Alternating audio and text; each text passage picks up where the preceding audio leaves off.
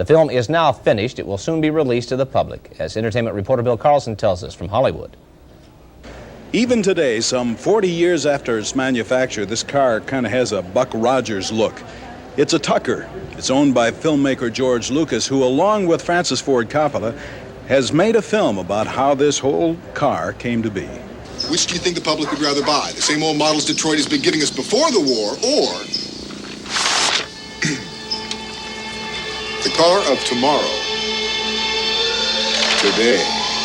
Whoa! Jeff Bridges plays Preston Tucker, who had worked for several major automakers, but introduced his own dream car to an auto-hungry public just after World War II. Tucker's son, John, remembers. I'm sure it's like a family album to you, right? It certainly is, to our whole family. I mean, we just are so pleased with what's ended up as my father's story.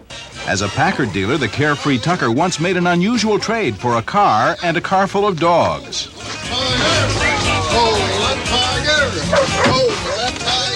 Did it happen kind of like that? Very definitely. This was in Indianapolis, Indiana, when he was a Packard distributor.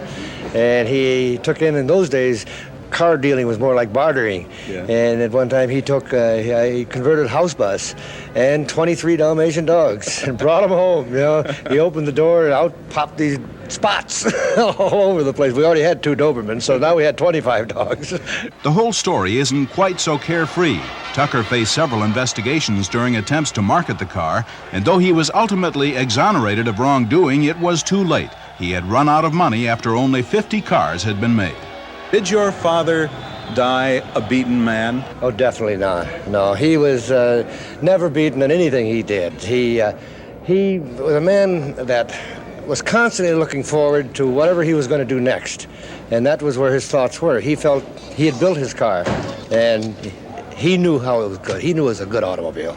In Hollywood, with the real Tucker, Bill Carlson, WCCO Television News, with an entertainment update.